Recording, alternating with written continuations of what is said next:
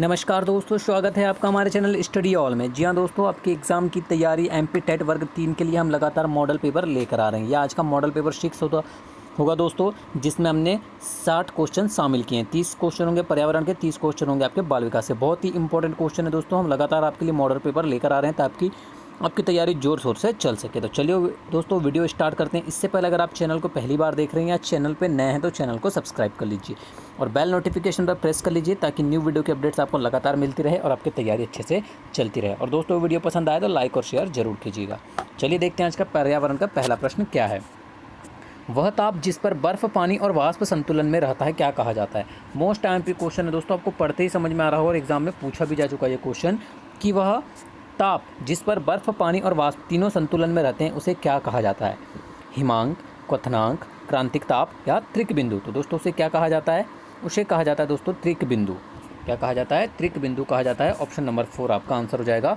वह ताप जिस पर पानी और वाष्प संतुलन में रहता है त्रिक बिंदु कहलाता है। नेक्स्ट क्वेश्चन करते हैं। बर्फ के दो टुकड़ों को आपस में दबाने पर टुकड़े आपस में चिपक जाते हैं क्योंकि।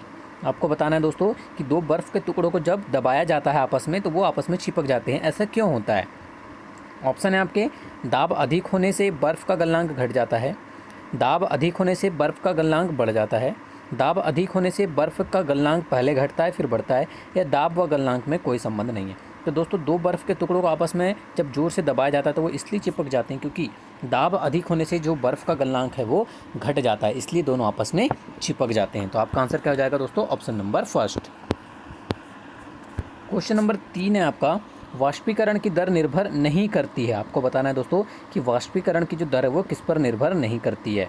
द्रव के ताप पर, द्रव के पृष्ठ क्षेत्रफल पर, द्रव की संपूर्ण मात्रा पर या वायु दाब पर। तो दोस्तों किस पर निर्भर नहीं करती है, वाष्पीकरण की जो दर रहती है वो द्रव की संपूर्ण मात्रा पर निर्भर नहीं करती है। तो आपका आंसर क्या हो जाएगा, ऑप्शन नंबर 3। क्वेश्चन नंबर 4 है, जल की सतह पर लोहे के टुकड़े के न तैरने का कारण है। आपको बताना है दोस्तों कि जल की सतह पर जो लोहे के टुकड़ा होता है वो नहीं तैरता है, वो नीचे तली पर बैठ जाता है या डूब जाता है। तो इसका क्या कारण है। लोहे द्वारा विस्थापित जल का भार लोहे के भार से कम होता है, लोहे द्वारा विस्थापित जल का भार लोहे के भार से अधिक होता है, लोहे द्वारा विस्थापित जल का भार लोहे के भार के बराबर होता है, यह जल का विस्थापन नहीं होता है। आपको बताना है दोस्तों कि जल की सतह पर लोहे का टुकड़े का नहीं तैरने का कारण क्या होता है। वो होता है दोस्तों आपका कि लोहे द्वारा विस्थापित जल का जो भार होता है वो लोहे के भार से कम होता है, इसलिए लोहे की जो कील है वो तली में जाकर बैठ जाती है, तैर नहीं पाती है। तो आपका आंसर क्या हो जाएगा, option number first. Question number 5 है, टोली शिक्षण में कक्षा को एक ही शिक्षक पढ़ाता है, कक्षा शिक्षण सामूहिक दायित्व होता है, बाहर के विशेषज्ञों का सहयोग नहीं लिया जाता है, अनुदेशन पूर्व नियोजित तथा व्यवस्थित नहीं होता है। तो दोस्तों टोली शिक्षण में क्या होता है, कक्षा शिक्षण जो है वो सामूहिक दायित्व होता है। याद रखिएगा, कक्षा शिक्षण सामूहिक दायित्व होता है टोली शिक्षण में। तो आपका आंसर क्या हो जाएगा, ऑप्शन नंबर 2 आपका आंसर हो जाएगा। नेक्स्ट क्वेश्चन की ओर बढ़ते हैं दोस्तों। सभी क्वेश्चन बहुत ही इंपॉर्टेंट है आपके एग्जाम के लिए। जब कुएं से पानी की बाल्टी को ऊपर खींचा जाता है तो हमें महसूस होता है कि बाल्टी। दोस्तों जब हम कुएं से पानी की बाल्टी को ऊपर खींचते हैं तो हमें कैसा महसूस होता है, आपको बताना है। पानी की सतह से ऊपर भारी हो गई है, पानी की सतह से ऊपर हल्की हो गई है, पानी से बाहर आकर स्थिरता खो बैठी है, या पानी से बाहर आकर उसके द्रव्यमान में वृद्धि हुई है। तो दोस्तों जब कुएं से पानी की बाल्टी को ऊपर खींचते हैं तो हमें कैसा महसूस होता है, पानी की सतह से ऊपर भारी हो गई है। जब पानी की सतह के नीचे रहती है तो हमें बाल्टी बहुत हल्की लगती है, और जैसे ही पानी के ऊपर आती है तो हमें ऐसा महसूस होता है कि पहले से भारी हो गई है। तो आपका आंसर क्या हो जाएगा दोस्तों, ऑप्शन नंबर फर्स्ट आपका आंसर हो जाएगा। दोस्तों ऐसे ही क्वेश्चन आपको एग्जाम में जरूर देखने को मिलते हैं, उन्हीं क्वेश्चन को हमने इसमें शामिल किया है। क्वेश्चन नंबर 7 है, प्रयोगशाला विधि में महत्व दिया जाता है प्रयास एवं त्रुटि को, करके सीखने के सिद्धांत को, अनुभव को, या उपरोक्त सभी को। तो दोस्तों प्रयोगशाला विधि में किसको महत्व दिया जाता है, सभी को पता है, करके सीखने के सिद्धांत को महत्व दिया जाता है प्रयोगशाला विधि में। तो ऑप्शन नंबर 2 आपका आंसर हो जाएगा। नेक्स्ट क्वेश्चन की ओर बढ़ते हैं। क्वेश्चन नंबर 8 है आपका, अंडा मृदु जल में डूब जाता है किंतु नमक के सांद्र घोल में तैरता है क्योंकि। अंडा घोल से नमक का अवशोषण करता है और फैल जाता है। अल्बुमिन नमक के घोल में घुल जाता है और अंडा हल्का हो जाता है, नमक के घोल का घनत्व अंडे के घनत्व से अधिक हो जाता है, या जल का पृष्ठ तनाव अधिक होता है। तो दोस्तों अंडा मृदु जल में डूब जाता है किंतु नमक के सांद्र घोल में तैरता है। इसका कारण ये होता है कि नमक के घोल का जो घनत्व होता है वो अंडे के घनत्व से अधिक हो जाता है, इसलिए वह मृदु जल में डूब जाता है किंतु सांद्र नमक के जो सांद्र घोल होता है उसमें तैरने लगता है। तो आपका आंसर क्या हो जाएगा? Option number 3। चलिए नेक्स्ट क्वेश्चन की ओर बढ़ते हैं। 54 किलोमीटर प्रति घंटा के वेग का मान है। आपको बताना है दोस्तों कि 54 किलोमीटर प्रति घंटा जो है इसको मीटर प्रति सेकंड में बदलना है। आपको किस में बदलना है? मीटर प्रति सेकंड में। तो दोस्तों आपको 54 को गुणा करना होगा 5/18 से। तो 18 तिया 54 और 3 5 15। तो आपका आंसर क्या हो जाएगा दोस्तों? 15 मीटर प्रति सेकंड। आपका आंसर क्या हो जाएगा? 15 मीटर प्रति सेकंड। नेक्स्ट क्वेश्चन देखते हैं। क्वेश्चन नंबर 10 है, दूध से मक्खन निकाल लेने पर दूध का घनत्व बढ़ता है, दूध का घनत्व घटता है, दूध का घनत्व अपरिवर्तित रहता है, या उपरोक्त में से कोई नहीं। तो दोस्तों दूध से मक्खन निकालने पर क्या होता है? दूध का जो घनत्व रहता है वो क्या होता है? घट जाता है। क्या होता है दोस्तों? जब भी दूध से मक्खन निकाल लिया जाता है तो दूध का जो घनत्व रहता है वो घट जाता है। तो आपका आंसर क्या हो जाएगा? याद रखिएगा, ऑप्शन नंबर 2। नेक्स्ट क्वेश्चन की ओर बढ़ते हैं। क्वेश्चन नंबर 11 देखते हैं। क्वेश्चन नंबर 11 है आपका, किसी द्रव का वाष्पीकरण होने से उसका तापमान। आपको बताना है दोस्तों कि द्रव का वाष्पीकरण होने से उसके तापमान में क्या परिवर्तन होता है? बढ़ता है, घटता है, तेज़ी से बढ़ता है, या अपरिवर्तित रहता है। तो दोस्तों किसी भी द्रव का जब वाष्पीकरण हो जाता है तो जो उसका तापमान रहता है वो घट जाता है। कैसा हो जाता है? घट जाता है। तो आपका आंसर क्या हो जाएगा दोस्तों? ऑप्शन नंबर 2 आपका आंसर हो जाएगा कि किसी भी द्रव का वाष्पीकरण होने से उसका तापमान घट जाएगा। नेक्स्ट क्वेश्चन देखते हैं। क्वेश्चन नंबर 12 है आज का, जल का क्वथनांक। आपको बताना है दोस्तों कि जल का क्वथनांक के बारे में कौन सा कथन सत्य है? सदैव 100 डिग्री सेल्सियस होता है, पात्र के पदार्थ पर निर्भर करता है, अपेक्षिक आर्द्रता पर निर्भर करता है, या जल की खुली सतह के ऊपर के दाब पर निर्भर करता है। तो दोस्तों जल का जो क्वथनांक होता है वो जल की खुली सतह के ऊपर के दाब पर निर्भर करता है। मोस्ट एमपी क्वेश्चन है, याद रखना है। ऑप्शन नंबर 4 आपका आंसर हो जाएगा कि जो जल का क्वथनांक होता है वो जल की खुली सतह के ऊपर के दाब पर निर्भर करता है। क्वेश्चन नंबर 13 देखते हैं। प्रेशर कुकर में खाना जल्दी पकता है क्योंकि अधिक दाब के कारण उबलते पानी का ताप बढ़ जाता है, क्वथन कम ताप पर होता है, दाब स्थिर रहता है, कोई पदार्थ बाहर नहीं निकल पाता। दोस्तों प्रेशर कुकर में खाना इसलिए जल्दी पकता है क्योंकि अधिक दाब के कारण उबलते पानी का जो है ताप बढ़ जाता है, जिससे खाना जल्दी पक जाता है। तो आपका आंसर क्या हो जाएगा? ऑप्शन नंबर 1 आपका आंसर हो जाएगा। नेक्स्ट क्वेश्चन की ओर बढ़ते हैं। क्वेश्चन नंबर 14 देखते हैं। गर्म करने से विस्तारण। आपको बताना है दोस्तों कि किसी भी पदार्थ को अगर गर्म करते हैं तो विस्तारण केवल ठोस पदार्थों में होता है, पदार्थ का भार बढ़ा देता है, पदार्थ का घनत्व घटा देता है, या सभी द्रव्यों और ठोस पदार्थों में समान दर से होता है। तो दोस्तों गर्म करने से जो विस्तारण है वो पदार्थ का घनत्व जो रहता है उसे घटा देता है। मोस्ट एमपी क्वेश्चन है दोस्तों, ऐसे क्वेश्चन आपको एग्जाम में जरूर देखने को मिलते हैं। गर्म करने से विस्तारण जो है वो पदार्थ का घनत्व को घटा देता है। तो आपका आंसर क्या हो जाएगा? ऑप्शन नंबर 3 आपका आंसर हो जाएगा। नेक्स्ट क्वेश्चन की ओर बढ़ते हैं।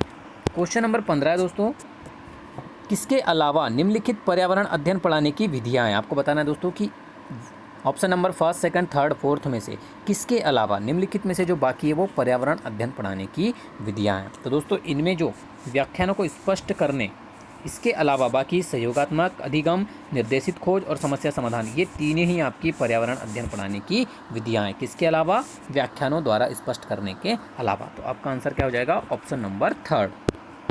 नेक्स्ट क्वेश्चन की ओर बढ़ते हैं। क्वेश्चन नंबर 16 देखते हैं। क्वेश्चन नंबर 16 है आपका, निम्नलिखित में से कौन सा पर्यावरण अध्ययन की अनुदेशात्मक प्रक्रिया का हिस्सा नहीं होना चाहिए। आपको बताना है दोस्तों कि पर्यावरण अध्ययन की अनुदेशात्मक प्रक्रिया का कौन सा हिस्सा नहीं होना चाहिए। तथ्यों का श्रुतलेख, प्रतिपुष्टि तंत्र, क्रियान्वयन या योजना। दोस्तों कौन सा ऑप्शन जो है वो पर्यावरण अध्ययन की अनुदेशात्मक प्रक्रिया का हिस्सा नहीं होना चाहिए? वो है दोस्तों आपका ऑप्शन नंबर 1, तथ्यों का श्रुतलेख। बाकी प्रतिपुष्टि तंत्र, क्रियान्वयन और योजना, ये तीनों ही आपके अनुदेशात्मक प्रक्रिया का हिस्सा हैं। ये तथ्यों का श्रुतलेख जो है वो इसका हिस्सा नहीं होना चाहिए। तो ऑप्शन नंबर 1 आपका आंसर हो जाएगा, याद रखिएगा। नेक्स्ट क्वेश्चन की ओर बढ़ते हैं हम। 17 नंबर क्वेश्चन है, बालक को कम से कम बताने तथा उन्हें स्वयं अधिक से अधिक खोज करने के लिए प्रेरित करना किस विधि का एक प्रमुख महत्व है। मोस्ट एमपी क्वेश्चन है दोस्तों आपके लिए कि बच्चे को कम से कम बताना तथा उसे स्वयं के द्वारा अधिक से अधिक खोज करने के लिए प्रेरित करना किस विधि का एक प्रमुख महत्व है। तो दोस्तों आपके ऑप्शन है प्रयोगशाला विधि का, आकलन विधि का, खोज विधि का या इन सभी का। तो दोस्तों वो कौन सी विधि है? वो है दोस्तों आपकी खोज विधि। कौन सी विधि है? खोज विधि का प्रमुख महत्व है। तो आपका आंसर क्या हो जाएगा? ऑप्शन नंबर सी, खोज विधि का। नेक्स्ट क्वेश्चन की ओर बढ़ते हैं दोस्तों। 18 नंबर क्वेश्चन है, चेचक के प्रति टीकाकरण में समावेश किया जाता है जीवित प्रतिरक्षियों का, दुर्बल जीवाणुओं का, सक्रिय जीवाणुओं का या इनमें से कोई नहीं। तो दोस्तों चेचक के प्रति टीकाकरण में जिसका समावेश किया जाता है वो किया जाता है जीवित प्रतिरक्षियों का। किसका ये समावेश किया जाता है दोस्तों? जीवित प्रतिरक्षियों का समावेश किया जाता है चेचक के प्रति टीकाकरण में। याद रखिएगा, ऑप्शन नंबर फर्स्ट आपका आंसर हो जाएगा। नेक्स्ट क्वेश्चन देखते हैं। चलिए 19 नंबर क्वेश्चन की ओर बढ़ते हैं। संसाधन प्रकरण पर पाठ योजना बनाते समय आपका पहला सोपान क्या होगा? आपको बताना है दोस्तों कि संसाधन प्रकरण पर पाठ योजना बनाते समय आपका पहला सोपान क्या होगा? शिक्षण सामग्रियों का चयन, उद्देश्यों का निर्धारण, प्रकरण को कई बार पढ़ना या प्रस्तावना से जुड़े सवाल को तैयार करना। तो दोस्तों संसाधन प्रकरण पर पाठ योजना बनाते समय जो सबसे पहला सोपान होगा वो होगा आपका उद्देश्यों का निर्धारण करना। क्या होगा? उद्देश्यों का निर्धारण करना ही आपका पहला सोपान होगा संसाधन प्रकरण पर पाठ योजना बनाते समय। याद रखिएगा, सेकंड नंबर को ऑप्शन आपका आंसर हो जाएगा। 20 नंबर क्वेश्चन है दोस्तों, सूक्ष्म शिक्षण है। मोस्ट आईएमपी क्वेश्चन है दोस्तों, मोस्ट आईएमपी क्वेश्चन है। ये क्वेश्चन अक्सर एग्जाम में देखने को मिलेगा आपको कि सूक्ष्म शिक्षण है विद्यार्थियों के सूक्ष्म व्यवहारों का अवलोकन करते हुए पढ़ना, शिक्षण अभ्यास आयोजित करना, विद्यालय में विद्यार्थियों की नित्य चर्चा का सूक्ष्म प्रबंधन या छोटे समूह में विद्यार्थियों को पढ़ाना। तो दोस्तों सूक्ष्म शिक्षण क्या होता है? ये होता है दोस्तों आपका विद्यार्थियों के सूक्ष्म व्यवहारों का अवलोकन करते हुए पढ़ाना। बहुत ही इंपॉर्टेंट क्वेश्चन है, याद रखना है। ऑप्शन नंबर फर्स्ट आपका आंसर हो जाएगा। 21 नंबर क्वेश्चन है, निम्नलिखित में से किस पाठ में पहले सामान्य नियम स्पष्ट किए जाते हैं उसके बाद में उदाहरण दिए जाते हैं? ये भी क्वेश्चन दोस्तों एग्जाम में आपको जरूर देखने को मिलता है कि वह निम्नलिखित में से किस पाठ में पहले सामान्य नियम को स्पष्ट किया जाता है उसके बाद में उदाहरण दिया जाता है? संज्ञानात्मक पाठ, कौशल पाठ, निगमनात्मक पाठ या आगमनात्मक पाठ। तो दोस्तों किस पाठ में दिया जाता है पहले सामान्य नियम और बाद में उदाहरण? वो है दोस्तों आपका निगमनात्मक पाठ। याद रखिएगा, ऑप्शन नंबर थर्ड आपका आंसर हो जाएगा। जिस विधि में छात्र व अध्यापक विचारों का आदान प्रदान करते हैं वह विधि कहलाती है? प्रश्नोत्तर विधि, विचार विमर्श विधि, निगमन विधि या प्रयोजना विधि। दोस्तों वह विधि जिसमें अध्यापक व छात्र विचारों का आदान प्रदान करते हैं वह विधि कहलाती है आपकी निगमन विधि। कौन सी विधि कहलाती है दोस्तों? निगमन विधि कहलाती है। तो आपका आंसर क्या हो जाएगा? ऑप्शन नंबर 3, निगमन विधि। नेक्स्ट क्वेश्चन देखते हैं। 23 नंबर क्वेश्चन है आपका, जिस शिक्षण विधि में विशेष तथ्यों तथा घटनाओं के निरीक्षण तथा विश्लेषण द्वारा सामान्य नियमों अथवा सिद्धांतों का निर्माण किया जाता है उसे क्या कहा जाता है? क्या कहा जाता है दोस्तों? आपके ऑप्शन है निगमन विधि, आगमन विधि, परियोजना विधि या इनमें से कोई नहीं। तो दोस्तों उसे क्या कहा जाता है? उसे कहा जाता है आगमन विधि। क्या कहा जाता है? आगमन विधि कहा जाता है। तो आपका आंसर क्या हो जाएगा? Option number second. चलिए क्वेश्चन नंबर 24 देखते हैं। प्रयोगशाला विधि में बालक में सहानुभूति व सहयोग की भावना विकसित नहीं होती, छात्र व्यवहारिक व जीवन उपयोगी ज्ञान प्राप्त नहीं करता है, बालक नियम व सिद्धांतों की स्वयं जांच करता है, उपरोक्त सभी। तो दोस्तों आपको बताना है कि प्रयोगशाला विधि में क्या होता है। तो दोस्तों प्रयोगशाला विधि में जो है वो बालक नियम, तथ्यों व सिद्धांतों की स्वयं जांच करता है। बहुत ही अच्छा क्वेश्चन है कि प्रयोगशाला विधि में क्या होता है? बालक जो होता है वो नियम, तथ्यों व सिद्धांतों की जांच स्वयं करता है। तो आपका आंसर क्या हो जाएगा? Option number third. चलिए नेक्स्ट क्वेश्चन पे चलते हैं। 25 नंबर क्वेश्चन देखते हैं। 25 नंबर क्वेश्चन है दोस्तों आपका, किस विधि में छात्र स्वयं ही उपकरण व्यवस्थित करते हैं, निरीक्षण करते हैं, प्रेक्षण लेते हैं तथा विश्लेषण करते हैं? आपको बताना है दोस्तों कि वह कौन सी विधि है? व्याख्यान विधि, अवलोकन विधि, प्रयोगशाला विधि व ऑप्शन नंबर 4 है प्रदर्शन विधि। दोस्तों वह विधि कौन सी हो जाएगी आपकी? सभी को पता है दोस्तों वो कौन सी विधि है? प्रयोगशाला विधि, जिसमें जो छात्र है वो स्वयं ही उपकरण व्यवस्थित करते हैं, निरीक्षण करते हैं, प्रेक्षण लेते हैं और विश्लेषण करते हैं प्रयोगशाला विधि के अंतर्गत। नेक्स्ट क्वेश्चन देखते हैं। क्वेश्चन नंबर 26 देखते हैं। प्रयोगशाला विधि का प्रमुख आधार तथ्य यह है कि इसमें अध्यापक की पृष्ठभूमि सदृश्य होती है, समस्याएं स्थूल रूप में समान प्रस्तुत रहती है, अध्यापक की पृष्ठभूमि अदृश्य तथा समस्याएं सदृश्य रहती है, उपरोक्त सभी। तो दोस्तों प्रयोगशाला विधि का प्रमुख आधार तथ्य यह होता है कि इसमें अध्यापक की पृष्ठभूमि अदृश्य तथा समस्याएं सदृश्य रहती है। तो आपका आंसर क्या हो जाएगा? ऑप्शन नंबर 3 आपका आंसर हो जाएगा। नेक्स्ट क्वेश्चन की ओर बढ़ते हैं। क्वेश्चन नंबर 27 देखते हैं आज का क्या है। क्वेश्चन नंबर 27 है दोस्तों कि रोग वाहक या जो वेक्टर को परिभाषित किया जा सकता है। ऐसे जीव होते हैं जो रोगी व्यक्ति से संक्रामक कारक स्वस्थ व्यक्ति तक पहुंचाते हैं। अनेक रोग फैलाने वाले सूक्ष्मजीव होते हैं, संक्रमित व्यक्ति होते हैं या रोगी पौधे होते हैं। तो दोस्तों जो रोग वाहक को किस तरह से परिभाषित किया जा सकता है? वे ऐसे जीव होते हैं जो रोगी व्यक्ति से संक्रामक को जो है वो स्वस्थ व्यक्ति तक पहुंचाते हैं। उन्हें क्या कहा जाता है? वेक्टर या रोग वाहक कहा जाता है। तो आपका आंसर क्या हो जाएगा दोस्तों? ऑप्शन नंबर 1 याद रखिएगा। क्वेश्चन नंबर 28 देखते हैं आपका। क्वेश्चन नंबर 28 है विषाणु द्वारा उत्पन्न होता है दाद, चेचक, हैजा या हाथी पाँव। तो दोस्तों जो रोग विषाणु द्वारा फैलता है वो है आपका चेचक। कौन सा है दोस्तों? चेचक रोग जो है वो वायरस या विषाणु द्वारा फैलता है। नेक्स्ट क्वेश्चन देखते हैं। क्वेश्चन नंबर 29 है आपका जीवाणु द्वारा उत्पन्न होता है दाद, चेचक, हैजा या हाथी पाँव। अब बताना है दोस्तों आपको कि बैक्टीरिया या जीवाणु द्वारा कौन सा रोग होता है। वो है दोस्तों आपका हैजा रोग। कौन सा रोग है? हैजा रोग होता है आपका जीवाणु या बैक्टीरिया के द्वारा। 30 नंबर क्वेश्चन देखते हैं आज का। एड्स का संचरण होता है रोगग्रस्त व्यक्ति का खून दूसरे व्यक्ति को देने से, एक ही सुई द्वारा इंजेक्शन लगाने से, यौन संपर्क से या उपरोक्त सभी से। तो दोस्तों जो एड्स है वो रोगग्रस्त व्यक्ति का खून दूसरे व्यक्ति को देने से भी होता है, एक ही सुई द्वारा इंजेक्शन लगाने से भी होता है और यौन संपर्क से भी होता है। तो आपका आंसर क्या हो जाएगा? ऑप्शन नंबर 4 आपका आंसर हो जाएगा उपरोक्त सभी। चलिए दोस्तों बाल विकास के 30 क्वेश्चन के बाद पर्यावरण के 30 क्वेश्चन के बाद अब बाल विकास के 30 मोस्ट एमपी क्वेश्चन देखते हैं। पर्यावरण के बाद आप देखते हैं दोस्तों बाल विकास के 30 मोस्ट एमपी क्वेश्चन। पहला क्वेश्चन आपका वह खेल प्रणाली जिसमें किसी तरह के प्रतिबंध नहीं लगाए जाते। डाल्टन पद्धति, ह्यूरिस्टिक पद्धति, प्रोजेक्ट पद्धति या मॉन्टेसरी पद्धति। तो दोस्तों वह खेल प्रणाली जिसमें किसी तरह का प्रबंध नहीं होता है वह है आपकी डाल्टन पद्धति। कौन सी पद्धति दोस्तों? डाल्टन पद्धति। नेक्स्ट क्वेश्चन की ओर बढ़ते हैं। क्वेश्चन नंबर 32 है आपका बाल मनोविज्ञान का प्रारंभिक अध्ययन कहाँ शुरू हुआ था। ये क्वेश्चन दोस्तों काफ़ी टाइम एग्जाम में रिपीट होता है कि बाल मनोविज्ञान का प्रारंभिक अध्ययन कहाँ शुरू हुआ था। जर्मनी, अमेरिका, फ्रांस या स्पेन में। तो दोस्तों ये कहाँ हुआ था? फ्रांस में हुआ था। याद रखना है आपको कहाँ प्रारंभिक अध्ययन कहाँ शुरू हुआ था बाल मनोविज्ञान का? फ्रांस में। तो ऑप्शन नंबर सी आपका आंसर हो जाएगा। नेक्स्ट क्वेश्चन की ओर बढ़ते हैं। क्वेश्चन नंबर 33 है आपका बालक इच्छित दिशा में जाने की क्रिया करता है, यह कार्य पियाजे की किस अवस्था का है। आपको बताना है कि एक बालक इच्छित दिशा में जाने की क्रिया करता है, यह पियाजे की किस अवस्था का है। संवेदी क्रियात्मक अवस्था, पूर्व क्रियात्मक अवस्था, मृत क्रियात्मक अवस्था या औपचारिक क्रियात्मक अवस्था। तो दोस्तों बालक इच्छित दिशा में जाने की क्रिया करता है, यह कार्य पियाजे की किस अवस्था का है। यह दोस्तों उसकी संवेदी क्रियात्मक अवस्था का, किस अवस्था का कार्य है? यह संवेदी क्रियात्मक अवस्था का होता है। तो याद रखिएगा ऑप्शन नंबर ए आपका आंसर हो जाएगा। नेक्स्ट क्वेश्चन की ओर बढ़ते हैं। क्वेश्चन नंबर 34 है आपका बालक की अभिवृद्धि एवं विकास के संबंध में कथन का असंगत विकल्प है। आपको बताना है दोस्तों कि असंगत विकल्प कौन सा है।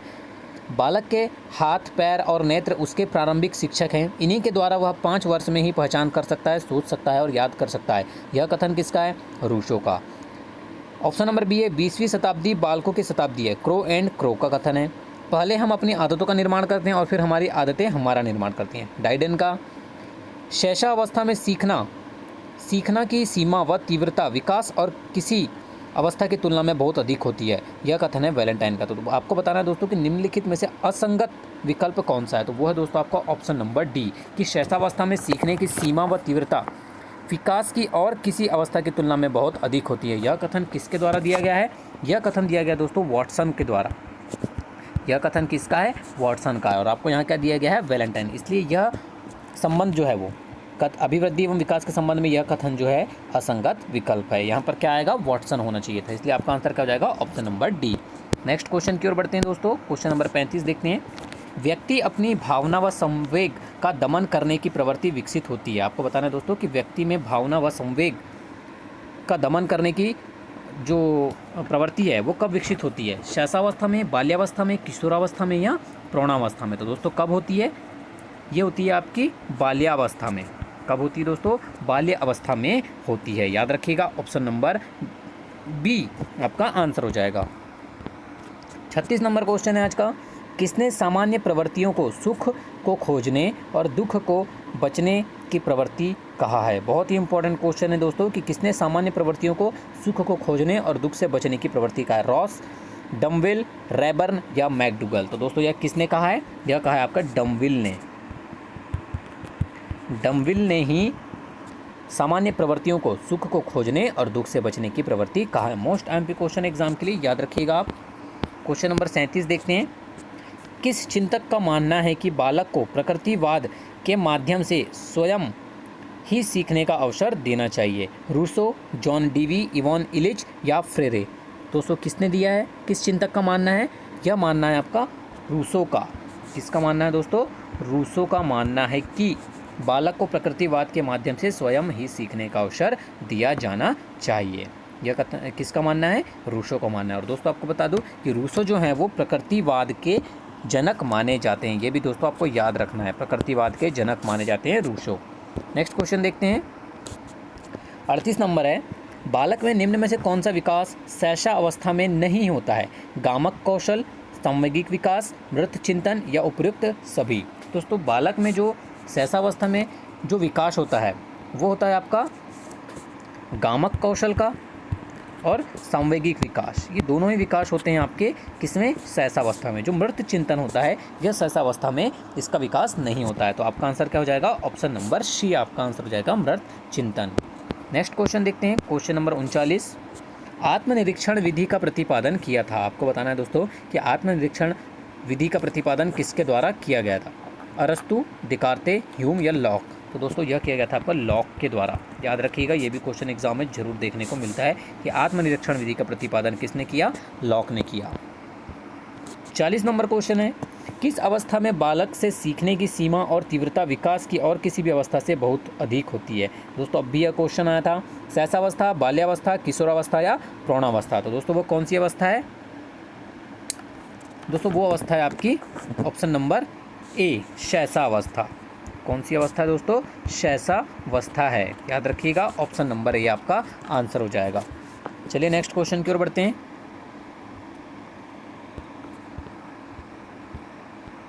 क्वेश्चन नंबर 41 है, एडोलेसेंस पुस्तक के लेखक हैं किंग, थॉर्नडाइक, होलिंगवर्थ या स्टैनले हॉल? तो दोस्तों जिन्होंने एडोलेसेंस पुस्तक लिखी है वो हैं आपके किंग। किसने लिखी है दोस्तों? किंग ने लिखी है। याद रखिएगा, ऑप्शन नंबर ए आपका आंसर हो जाएगा। नेक्स्ट क्वेश्चन देखते हैं। 42 नंबर क्वेश्चन है, बालक किस अवस्था में रासायनिक खाद और चीनी के मध्य अंतर करना सीख जाता है? संवेदी क्रियात्मक अवस्था, पूर्व क्रियात्मक अवस्था, मृत क्रियात्मक अवस्था या औपचारिक क्रियात्मक अवस्था? तो दोस्तों वो कौन सी अवस्था है? वो होती है दोस्तों उसकी औपचारिक क्रियात्मक अवस्था। जीन पियाजे का मानना है दोस्तों कि इस अवस्था में बालक का चिंतन तार्किक हो जाता है और वह गुणों में पहचान करने लगता है। तो आपका आंसर क्या हो जाएगा? ऑप्शन नंबर डी आपका आंसर हो जाएगा, औपचारिक क्रियात्मक अवस्था। नेक्स्ट क्वेश्चन देखते हैं। किस नियम के अनुसार प्रतिभाशाली माता पिता की संतान निम्न कोटि की होती है? प्रत्यागमन का नियम, विभिन्नता का नियम, मेंडल का नियम या इनमें से कोई नहीं? तो दोस्तों जिस नियम के अनुसार प्रतिभाशाली माता पिता की संतान जो है वो निम्न कोटि की होती है वो होता है आपका कौन सा नियम? प्रत्यागमन का नियम। किसके अनुसार? प्रत्यागमन के नियम के अनुसार। 44 नंबर क्वेश्चन है, मनोविश्लेषणवाद के प्रवर्तक हैं फ्रायड, स्नीकर, एंजिले या अरस्तु? तो दोस्तों मनोविश्लेषणवाद के जो प्रवर्तक माने जाते हैं वो माने जाते हैं फ्रायड। ये भी क्वेश्चन दोस्तों एग्जाम में बार बार रिपीट होता है। 45 नंबर क्वेश्चन देखते हैं। अपराधी प्रवृत्ति वाले बालक के लिए उपयुक्त विधि है साक्षात्कार विधि, परीक्षण विधि, मनोविश्लेषण विधि या उपचारात्मक विधि? तो दोस्तों अपराधी प्रवृत्ति वाले बालक के लिए जो सबसे उपयुक्त विधि मानी जाती है वो मानी जाती है आपकी उपचारात्मक विधि। कौन सी विधि दोस्तों? उपचारात्मक विधि सबसे उपयुक्त विधि है। 46 नंबर क्वेश्चन है, खेल सिखाते हैं अनुशासन, सामाजिकता, रचनात्मकता या ये सभी? तो दोस्तों हमें खेल से अनुशासन भी सीखने को मिलता है, सामाजिकता भी और रचनात्मकता भी। ये तीनों ही हमें खेल से सीखने को मिलते हैं। तो आपका आंसर क्या हो जाएगा? ऑप्शन नंबर डी आपका आंसर हो जाएगा। नेक्स्ट क्वेश्चन देखते हैं। मैकडूगल के अनुसार मूल प्रवृत्तियां होती है 25, 14, 11 या 23? तो दोस्तों जो मैकडूगल के अनुसार जो मूल प्रवृत्तियां होती है वो कितनी होती है? वो होती है आपकी 14। कितनी होती है? 14 होती है। याद रखिएगा, ये भी क्वेश्चन एग्जाम में रिपीट होता है कि मैकडूगल के अनुसार मूल प्रवृत्तियां 14 प्रकार की होती हैं। नेक्स्ट क्वेश्चन देखते हैं। क्वेश्चन नंबर 48, जीन पियाजे के अनुसार किस आयु में बालक के अमूर्त चिंतन की क्षमता विकसित होती है? 1 से 13 वर्ष, 4 से 6 वर्ष, 7 से 9 वर्ष या 12 से 17 वर्ष। तो दोस्तों जीन पियाजे के अनुसार जिस आयु में बालक के अमूर्त चिंतन की क्षमता जो है वो विकसित होती है वो होती है उसकी 12 से 17 वर्ष में। और इस अवस्था को कौन सी अवस्था कहा जाता है? औपचारिक अवस्था का नाम दिया है किसने? जीन पियाजे ने। याद रखिएगा ऑप्शन नंबर डी आपका आंसर हो जाएगा 12 से 17 वर्ष। नेक्स्ट क्वेश्चन देखते हैं। खेल होते हैं आत्म प्रेरित, आनंददायक, उद्देश्यहीन या ये सभी? तो दोस्तों जो खेल होते हैं वो कैसे होते हैं? आत्म प्रेरित भी होते हैं, आनंददायक भी होते हैं और उद्देश्यहीन भी होते हैं। तो आपका आंसर क्या हो जाएगा? Option number D. 50 number question है, बालक के लिए खेल का महत्व है शारीरिक विकास, मानसिक विकास, सामाजिक विकास या ये सभी? तो दोस्तों बालक के लिए जो खेल का महत्व होता है वो शारीरिक विकास के लिए भी होता है महत्व, मानसिक विकास के लिए भी होता है और सामाजिक विकास, तीनों के लिए ही होता है। तो आपका आंसर क्या हो जाएगा? ऑप्शन नंबर डी ये सभी। 51 नंबर क्वेश्चन है, मूल प्रवृत्तियों का महत्व है शिक्षक के लिए, छात्र के लिए, शिक्षक छात्र के लिए या किसी के लिए नहीं? दोस्तों मूल प्रवृत्तियों का जो महत्व होता है वो शिक्षक और छात्र दोनों के लिए होता है। तो आपका आंसर क्या हो जाएगा? ऑप्शन नंबर सी शिक्षक और छात्र के लिए। चलिए नेक्स्ट क्वेश्चन की ओर बढ़ते हैं। क्वेश्चन नंबर 52 है आज का, खेल के पूर्व अभिनय सिद्धांत का प्रतिपादन किया था। मोस्ट एमपी क्वेश्चन है दोस्तों कि खेल के पूर्व अभिनय सिद्धांत का प्रतिपादन किसके द्वारा किया गया था? ब्रूस, मालब्रेंस, शीलर या हैरीमैन? तो दोस्तों यह किसके द्वारा किया गया था? मालब्रेंस के द्वारा किया गया था। याद रखना दोस्तों बहुत ही इंपॉर्टेंट क्वेश्चन है कि खेल के पूर्व अभिनय का सिद्धांत मालब्रेंस के द्वारा प्रतिपादित किया गया था। मानव कोशिका में गुणसूत्र पाए जाते हैं। क्वेश्चन नंबर 53 है आपका कि मानव कोशिका में कितने गुणसूत्र पाए जाते हैं? टोटल 23 जोड़े पाए जाते हैं। इसका मतलब है कि टोटल कितने गुणसूत्र पाए जाते हैं? 46। तो आपका आंसर क्या हो जाएगा? Option number B 46। Kindergarten पद्धति के प्रतिपादक कौन है? फ्रोबेल, किंडरगार्टन, डाल्टन या रॉस? तो दोस्तों जिन्होंने किंडरगार्टन पद्धति का प्रतिपादन किया है वो है आपके फ्रोबेल। कौन है दोस्तों? फ्रोबेल ने किया। ये भी क्वेश्चन दोस्तों आपको बहुत बार हर एग्जाम में देखने को जरूर मिलता है। 55 नंबर क्वेश्चन है, कृत्रिम जीन का निर्माण करने वाले प्रथम भारतीय वैज्ञानिक है? चंद्रशेखर, डॉक्टर हरगोविंद खुराना, मेंडल या डार्विन? तो दोस्तों जिन्होंने कृत्रिम जीन का निर्माण करने वाले जो प्रथम भारतीय वैज्ञानिक हैं वो हैं आपके option number B doctor Hargobind Khorana. कौन है? डॉक्टर हरगोविंद खुराना। तो ऑप्शन नंबर बी आपका। क्वेश्चन नंबर 56 है, स्पीयरमैन के अनुसार तर्क करने की क्षमता और समस्या समाधान करने की क्षमता कहलाती है? जी कारक, एस कारक, विशिष्ट बुद्धि या सांस्कृतिक बुद्धि? तो दोस्तों स्पीयरमैन के अनुसार जो तर्क करने की क्षमता और समस्या समाधान करने की जो क्षमता कहलाती है वो क्या कहलाता है? जी कारक कहलाता है। याद रखिएगा क्या कहलाता है? जी कारक कहलाता है। नेक्स्ट क्वेश्चन नेक्स्ट क्वेश्चन पे चलते हैं। खेल में ज्ञान प्रदान करने की पद्धति है? किंडरगार्टन पद्धति, मॉन्टेसरी, ह्यूरिस्टिक या प्रोजेक्ट पद्धति? दोस्तों खेल में ज्ञान प्राप्त करने की जो विधि है या जो पद्धति है वो कौन सी है? मॉन्टेसरी पद्धति है। कौन सी पद्धति है? मॉन्टेसरी। तो याद रखिएगा ऑप्शन नंबर बी आपका आंसर हो जाएगा। संवेग का शाब्दिक अर्थ है। 58 नंबर क्वेश्चन है, संवेग का शाब्दिक अर्थ क्या होता है? उत्तेजित दशा, तीव्र गति, क्रोधावस्था या भावना? तो दोस्तों जो संवेग का जो शाब्दिक अर्थ होता है वो होता है उत्तेजित दशा। कौन सी दशा? उत्तेजित दशा। याद रखिएगा ऑप्शन नंबर ए आपका आंसर हो जाएगा।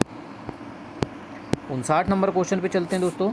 बीज कोष की निरंतरता का नियम किसने दिया? वीजमैन ने, लेमार्क ने, डीवीज ने या मेंडल ने? तो दोस्तों बीज कोष का जो निरंतरता का नियम दिया है वो दिया है वीजमैन ने। किसने दिया दोस्तों? वीजमैन के द्वारा यह नियम दिया गया है। आज का लास्ट क्वेश्चन है दोस्तों क्वेश्चन नंबर 60।